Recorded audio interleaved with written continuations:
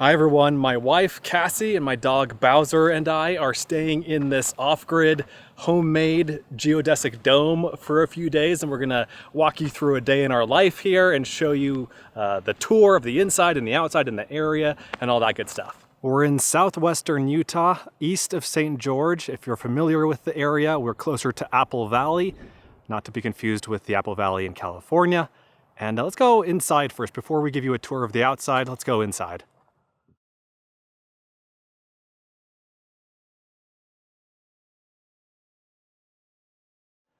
So this was built by my brother-in-law, Adam. It's about 19 or 20 feet across, about 280 square feet, I believe. Adam built this in his garage by himself over a couple of years, just on nights and weekends. And this is built on family land, and he built this as sort of a family escape. He and his wife, who is Cassie's sister, have 5 kids. They wanted a place where they could come and play and have a good time, off-grid, disconnect a little bit. And Adam's wife, who is Cassie's sister, Charlene, she wanted Adam to have a hobby, and so he decided to turn this into his hobby, building a geodesic dome. So let's start over here. This is all off-grid. We have a mini split, so we have heating and air conditioning. We have a little microwave, mini fridge. This is where our dry food is right now. Inside we have some microwave meals and some cold drinks, dog food, berries, snacks, guacamole, that sort of thing. Right here is a portable shower unit that we'll be setting up in a minute. Bedside tables with some lamps. Isn't this amazing? Recessed lighting, ceiling fan, big old mirror, more storage, more nightstands. This is a sleeper sofa. It's right now in sleeper mode, so this part right here can kind of go back inside of it. Here's Bowser. And then we have a cooler over here that we're not really using, trash can, and look at the view. That's the real highlight of this place. We have some Red Rock views over here. Zion National Park is basically on the other side of this, over that way. Little table. We have a little tower fan here.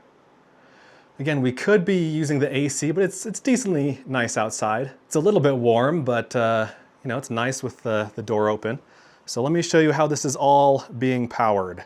Most of it is connected to this.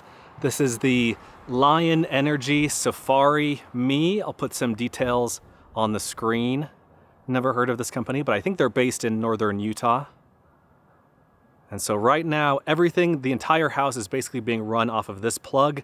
This plug goes into the house, and there's a little breaker box right here. The dome is mostly finished on the inside, but you know, there's a little bit of tidying up to do, but it's mostly done in here.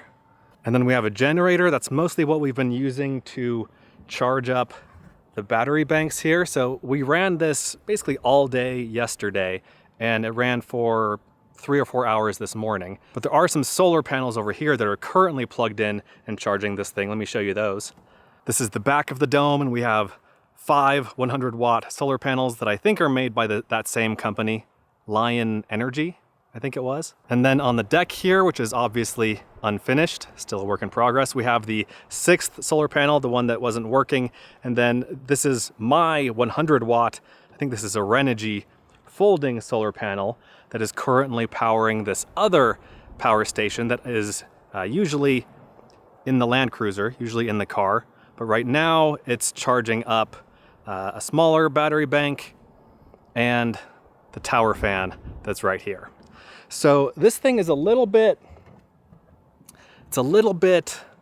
unreliable. I don't 100% trust the readout that's on here. Like right now, I think it's at 100%, but like this morning it was at 60%, and then we ran the microwave for like 2 minutes and it went down to 0, which should not be the case. And so we're running the house mostly on this thing, but just I guess for some redundancy, we have this thing also.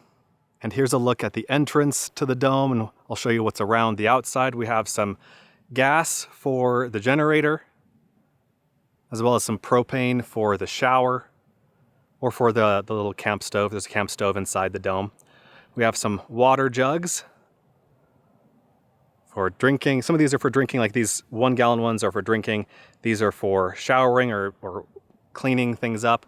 So there's a well on the property over this way that we can use to refill these. We're gonna be using these to take a shower today. And then table and chairs, the dome from the front, and you can pull up right to it. I'm parked right there. This is my little camp chair in the shade. And then here's a closer look at the foundation. So Adam said that this cost between $15,000 and $20,000, and he found some plans online. If they're still available, I'll put links to those down in the video description. But a good chunk of that cost was all of this. This is all pressure treated wood down in here. Here's a closer look at the concrete deck blocks, and then there's a little fan or a couple of fans on the bottom that vent out some of the air from the inside so that mold isn't an issue. More building materials over here. We have a little kid's electric, I think, motorcycle right there. And then the solar panels that I already showed you are on the backside. And so we've developed a little bit of a routine since we've been out here. Cassie suns herself on the deck every day. I go hiking a couple times a day. I've really enjoyed looking at all the plant life around here. There's pinyon and juniper trees and shrub oak and manzanita, Mormon tea, prickly pear, beaver tail cactus, hedgehog cactus, yucca, and then there are all kinds of minerals out here, like there's some selenite and I think rose quartz and regular quartz, lots of petrified wood. This property backs up to BLM land, and so we can leave the dome and just walk for miles and miles, and it's a lot of fun. It's been great. Got a couple other things to show you here. So this is the bathroom. There's a little portable camp toilet. I'll put a link to this one or a similar sort of thing in the video description. So we had one of those pop-up shower tents. You know, I'll put a picture of what I'm talking about here. But they're kind of floppy unless they're like really staked down and guyed out. There's kind of a pain to use, and so we decided to just put it here. We're behind the dome a little bit. And so we have the toilet and then some wipes, some hand sanitizer, and then some poo powder or poo gel. This helps neutralize some of the odors and also absorbs some of the liquid. We also have this little guy. This is where we wash our hands and brush our teeth. This is usually inside of my car, inside of the Land Cruiser, but it's handy to have outside also. And then of course you can't have an off-grid adventure without a nice little fire pit. So we have a couple of these with some water to douse any fires if we need to. It's pretty warm outside now. It's early afternoon, and so I think we're gonna set up the showers and take our first showers off-grid here. Cassie's gonna use one system to try that out, and I'm gonna use another. Let's set up Cassie's first and show that to you. And here it is. This is a propane-powered shower that we're gonna take outside. Okay, I think this is everything we're gonna need. So this is the shower itself. I'll show you this in more detail after I get it all set up. Propane, water. I don't know if we'll need a separate external power source or if there's something, you know, built into this, but let me get this all figured out. We'll do a time lapse and then I'll show you the finished product.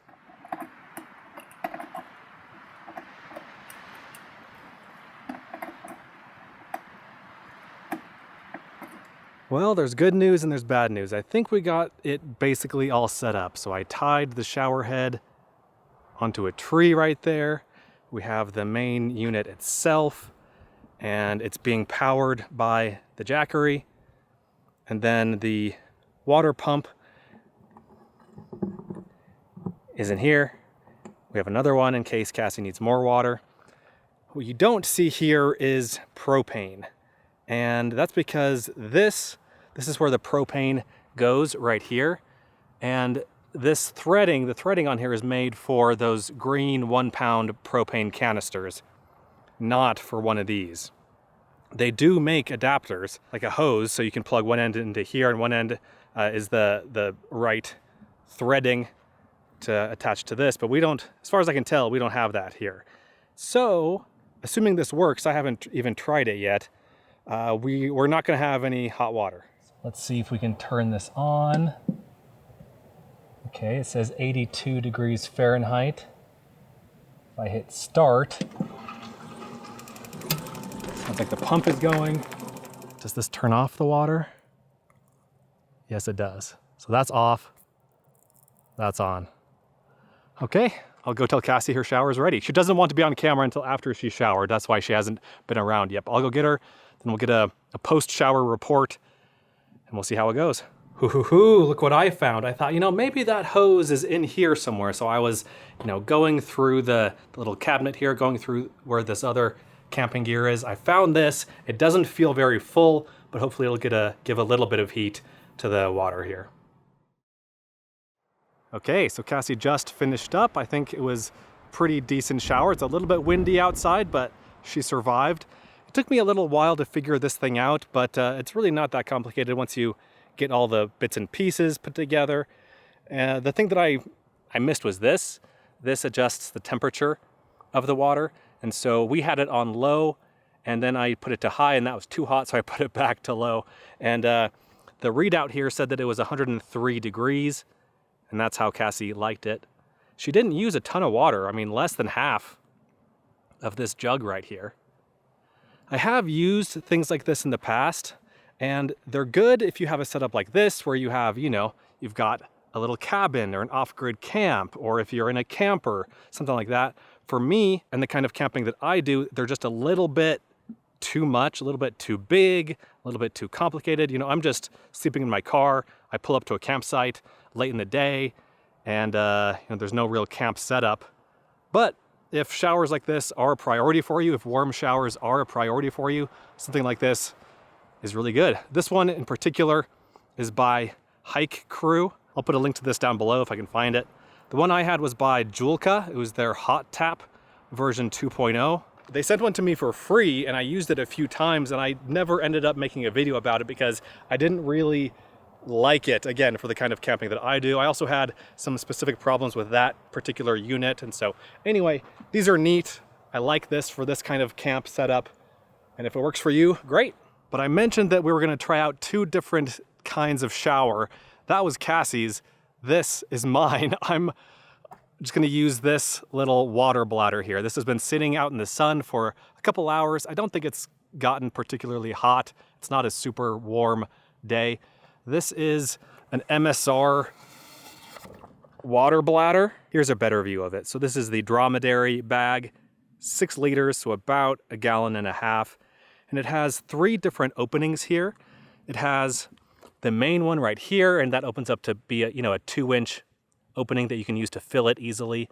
This part screws off to be, 1/2 inch or 3/4 of an inch. And then there's this little spout like that. And so I think I'm gonna try to shower just using that little spout. I know there are proper camp showers like this that have a little shower head, but I already had this thing. This is what I use to carry water on my motorcycle trips. And so I thought, maybe this could serve 2 purposes. So I don't know, we're gonna give it a shot. And I found this nice little spot behind the dome to hang it up. I just tied a loop of paracord around this branch, then used a carabiner to attach the bag. Then I can put my shampoo and everything and towel on this little rock here. So I'll let you know how it goes in about 15 minutes.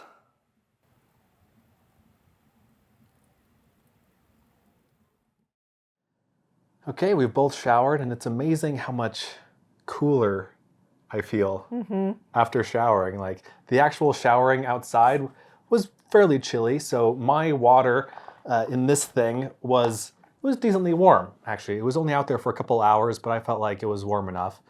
But the wind coming through, even though I was standing in the sun, the wind made it chilly. How'd your shower go? It was great. And well, you set it up, so I don't know how that process went, but It was fine. Once I figured out, again, where all the bits and pieces went, it was fine.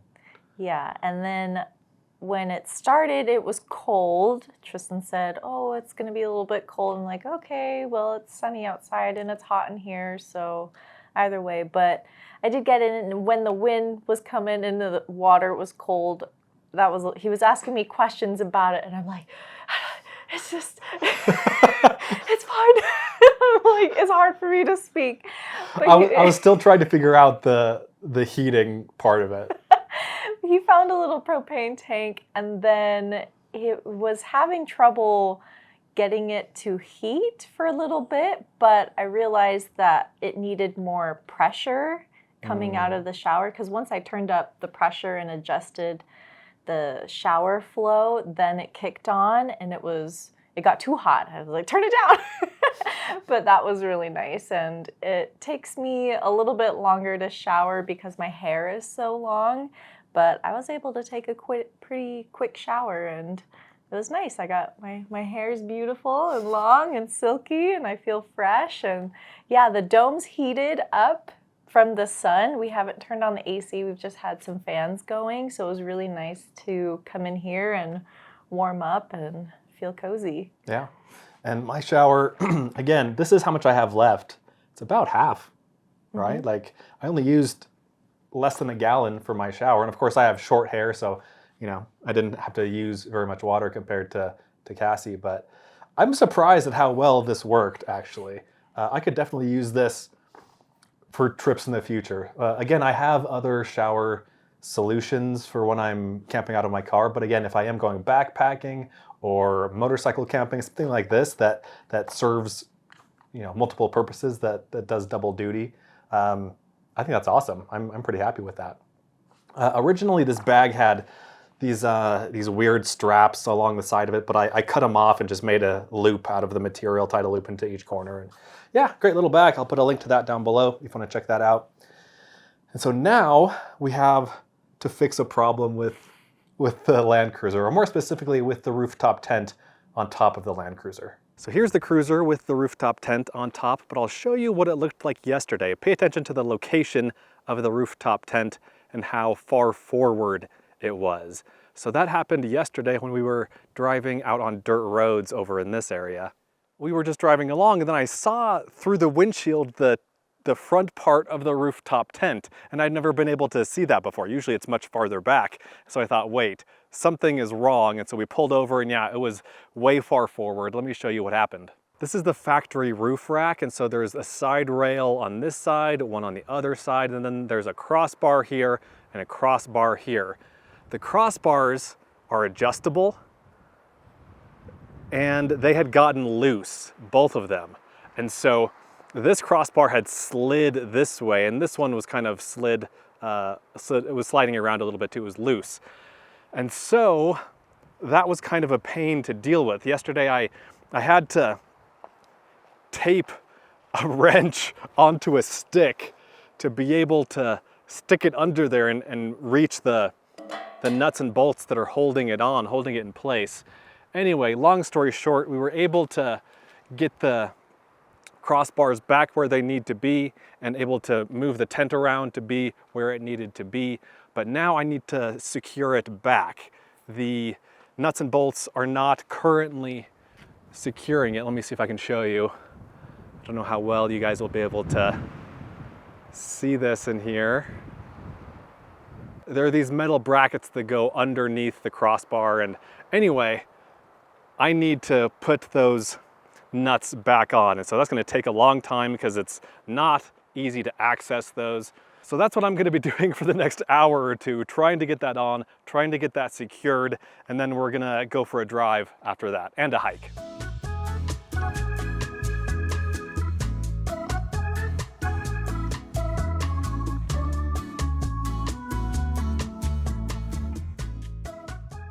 Well, that was slow, unpleasant work, but it's as secure as it's going to be.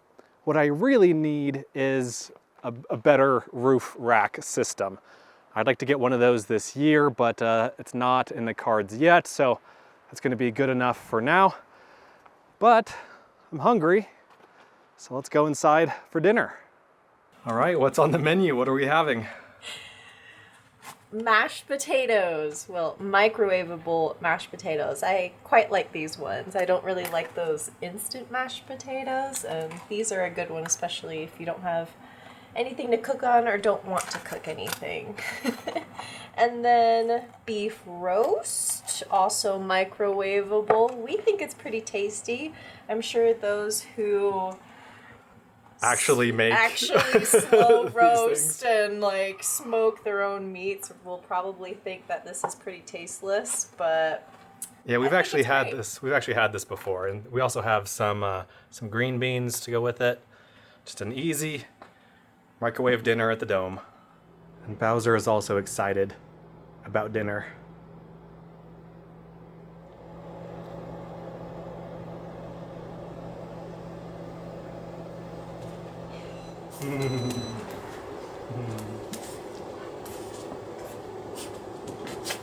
And the finished product. Bon appetit.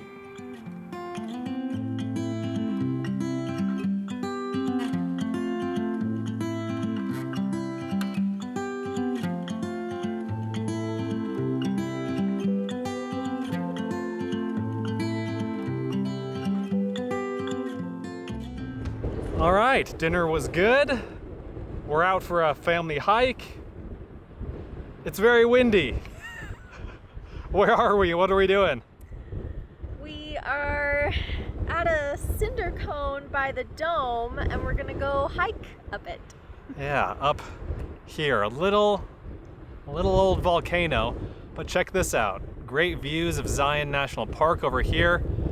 I think that's called West Temple, if I'm not mistaken. And also, if I'm not mistaken, I think there's an old trail or a road that goes up this way, but it looks pretty steep. You up for it? Yeah, I'm cold, so it'll make me warm up. Is Bowser up for it? Yep.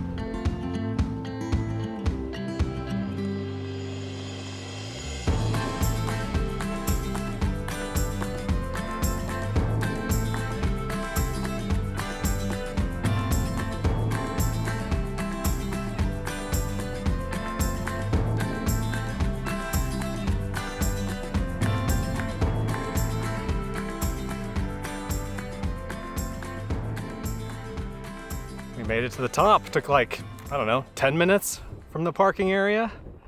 Got a nice big cairn to show the top.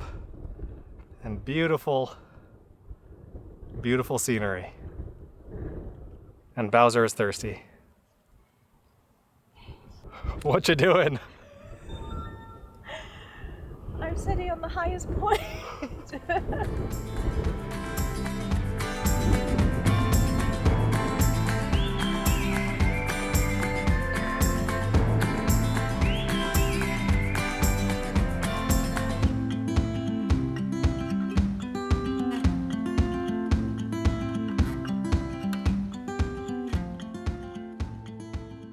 Back at the Dome now, and it's getting dark, and it looks so cool with the light shining out of there.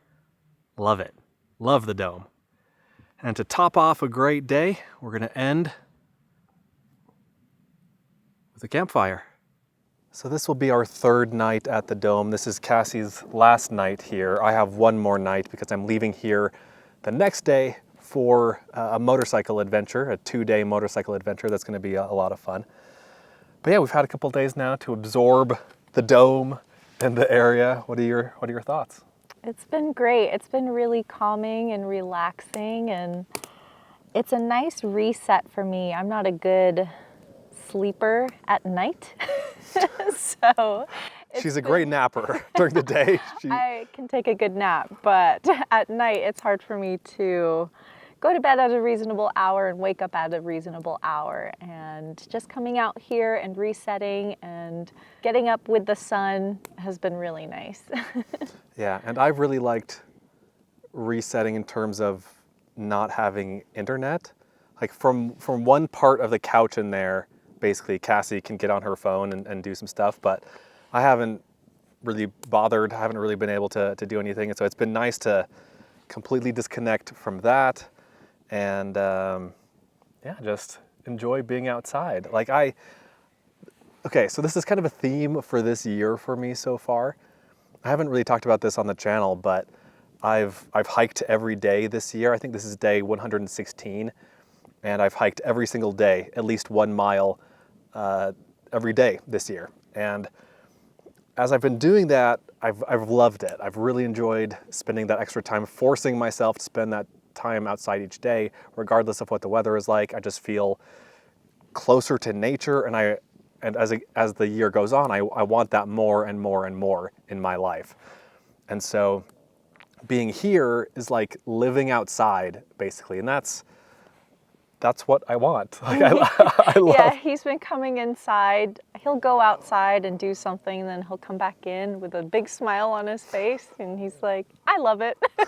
Let's live here forever. It's just great. Like, I just love how close the outdoors are here and how there's no one else around. It feels so private, and it is very private out here. And so this, combined with the hiking every day, has gotten me and us rethinking about where we might live in the future. And so that's something that we'll talk about maybe this year, maybe in 2 or 3 years. We don't know. We're still working on that, but stay tuned for that. Any final dome thoughts? How do you like the dome versus, like, I don't know, sleeping in the car or a tent, or we've been in little cabins together. We slept in yurts together. How do you like the dome? Oh, it's my kind of outdoor camping. Yeah, it's pretty great. It feels much more substantial than any of those, even more so than a yurt, I think. And I love the space there, and like there's a really comfy bed in there. I asked my sister where she got the mattress, because it's like, this is great. I really like this mattress, but also because there's some square footage that we can play around with. You know, there's an eating spot, there's a couch, we have a little fridge, like there's empty space on the floor. There's empty space on the floor for me. Like, I woke up this morning and the sun was coming in. It was cold on the bedside where it's still in the shade, but really, really warm where the windows were. And I was like, this is great, because it's so hard for me to wake up in the morning, but if I can just get up and sit in the warm sun, it helps me wake up a little bit better, a little bit faster, and I'm in a better mood. And I was like, oh, I could do yoga right here in the sun. Not that I do yoga, but maybe I would if I had the sun shining through the windows like that. Yeah, and those big windows, you know, it's a good chunk of one side of the dome. It definitely brings the outdoors in more, like sitting in the bed, looking out at the view, looking out at the trees. It's just great. It feels like you're outside, and it's, again, much more comfortable than regular camping. I mean, it's kind of camping, but it feels more like sleeping and spending time in just like a regular building, right? Like a regular cabin, regular small house, with the added benefit, of course, that you also feel like you're outside. So yeah, overall, the dome is great. We love it. Hope you guys enjoyed the video too. Thanks for watching. Let us know what you think. And if you have questions about the dome, like, I'm not the dome expert, but I can ask my brother-in-law and I can answer some of the questions that you guys have. So yeah, and we did want to say thanks again to Cassia's sister, Charlene, and her husband, Adam, for letting us spend time out here and letting us share that with you guys. So thanks again, Charlene and Adam, and thanks again, you guys, for watching. And then we'll see you in the next one. Be sure to check out Adventure Know-How, my new site, where you can gain access to a map of all of my free campsites, plus monthly bonus videos that you won't find anywhere else. Learn more at adventureknowhow.com. And for links to everything else SUV RVing related, visit suvrving.com. Links to these sites and more will be in the video description.